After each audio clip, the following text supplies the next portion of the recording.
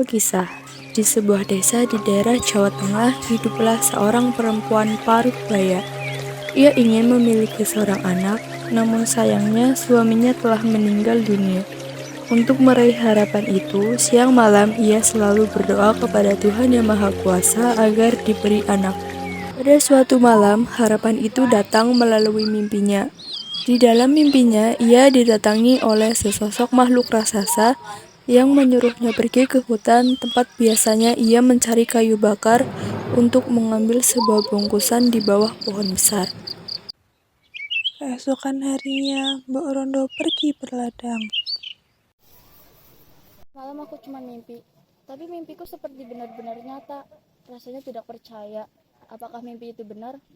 Sudahlah, aku ke ladang saja.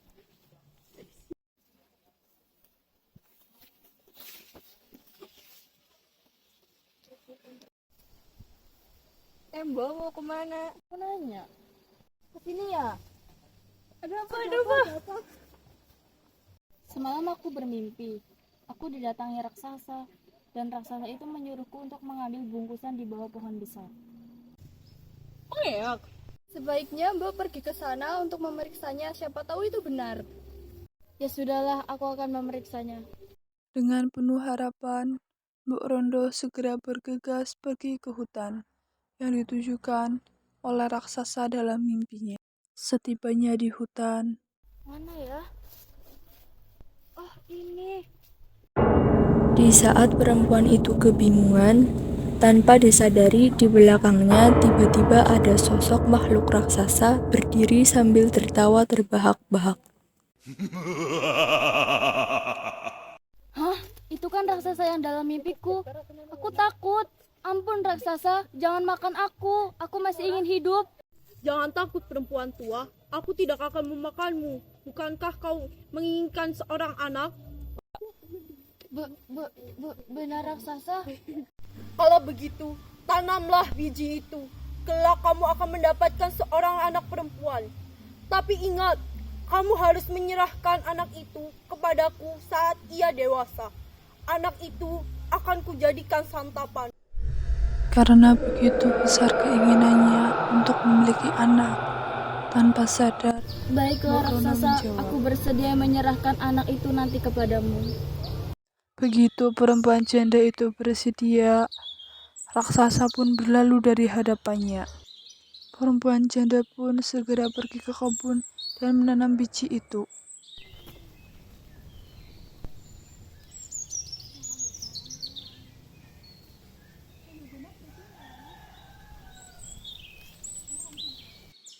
Setiap hari ia merawat tanaman dengan baik. 2 bulan kemudian tanaman itu pun berbuah. Syukurlah tanaman timunku sudah berbuah. Tapi kok buahnya cuma satu ya? Dan buahnya besar sekali. Tidak seperti buah timun pada umumnya. Sungguh aneh. Dan warnanya pun berwarna kuning keemasan. Cakep benar nih timun. Sepertinya timun ini sudah masak. Sebaiknya aku petik sekarang juga dan kubawa pulang. Berat sekali timun ini, kayak beban hidupku. Sesampainya di rumah, perempuan itu pun segera membelah timun mas. Hah? Seorang bayi perempuan? Wah, bayi ini cantik sekali, aku ingin menggendongnya. Baiklah anakku sayang, karena kau terlahir dalam sebuah timun yang berwarna keemasan, maka akan kuberi nama Timun Mas.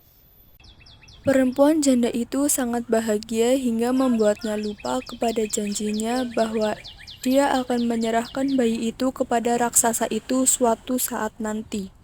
Ia merawat timun mas dengan penuh kasih sayang hingga tumbuh menjadi gadis yang cantik, cerdas, dan perangainya baik. Oleh karena itu, ia sangat menyayanginya. Suatu malam, perempuan janda itu kembali bermimpi didatangi oleh raksasa itu dan berpesan kepadanya bahwa seminggu lagi ia akan datang menjemput timun mas.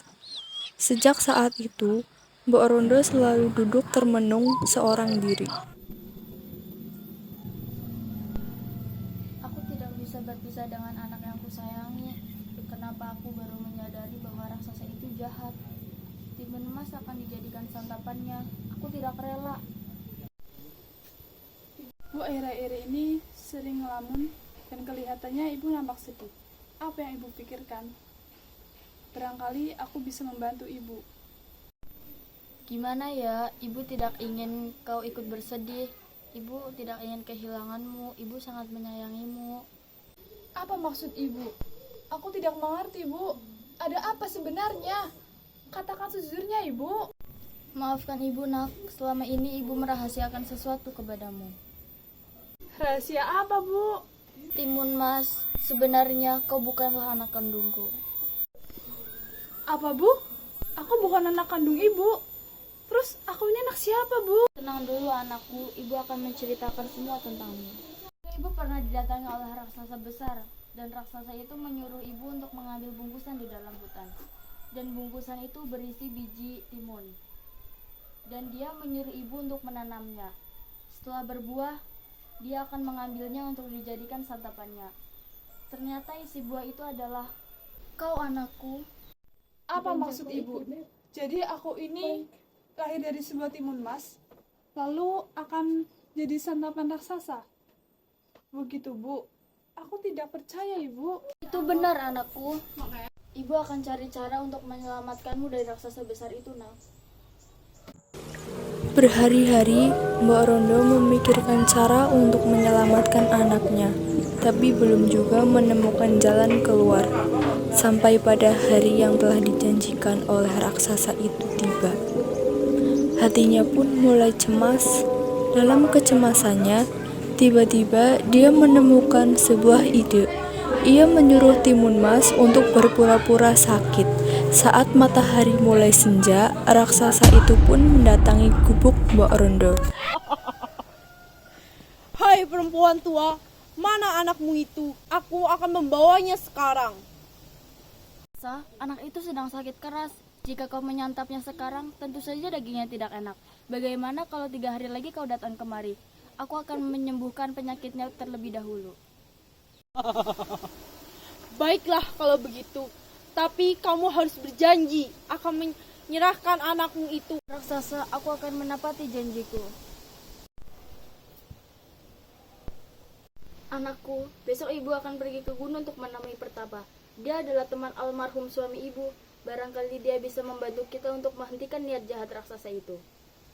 Ibu benar. Kita harus membinasakan raksasa itu. Timun tidak mau menjadi santapannya. Keesokan harinya, pagi-pagi sekali, Mbok Rondo pergi ke gunung untuk menemui Pertapa dan menyampaikan maksud kedatangannya.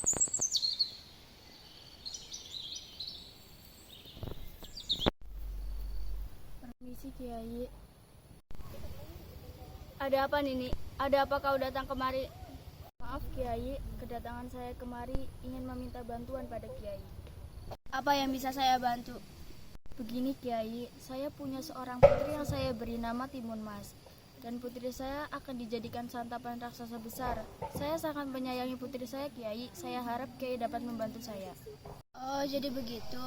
Baiklah, aku akan bantumu. Tunggu sebentar ya.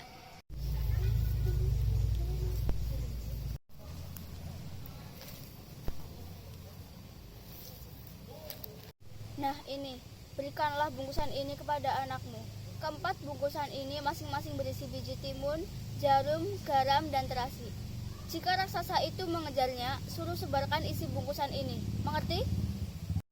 Iya Kiai, terima kasih Kiai. Kalau begitu saya pamit pulang.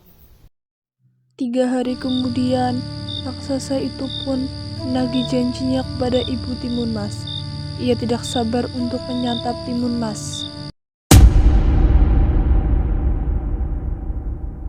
Hai perempuan tua, kali ini kamu harus menepati janjimu. Jika tidak, kamu yang akan kujadi santapanku. Hahaha. Baik raksasa, aku panggil dulu putriku. Timun Mas, putriku, kemarilah nak. Ini ada yang mencarimu. Ada apa, Bu? Hah? Raksasa? Aku takut, Bu. Jangan takut anakku, jika raksasa itu akan menangkapmu, segera lari dan ikuti petunjuk yang telah kusampaikan padamu.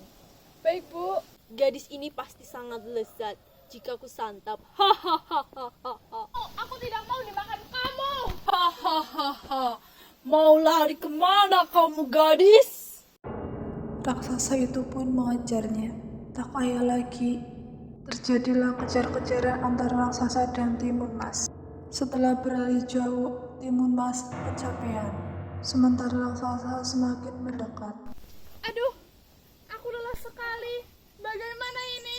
Raksasa itu semakin mendekat. Haha, mau lari kemana kamu Timun Mas? Ya, aku akan membuka bungkusan ini yang diberikan dari ibu. Setelah kecapean, Timun Mas mendebar biji timun mas. Sungguh ajaib, hutan di sekelilingnya tiba-tiba berubah menjadi ladang timun. Dalam sekejap, batang timun terus menjalar dan meliliti tubuh raksasa. Namun raksasa itu mampu melepaskan dirinya dan terus mengejar Timun Mas. Haha, mau lari kemana kamu Timun Mas? Akan ku kejar kemanapun kamu berada. Timun Mas segera melempar bungkusan yang berisi jarum.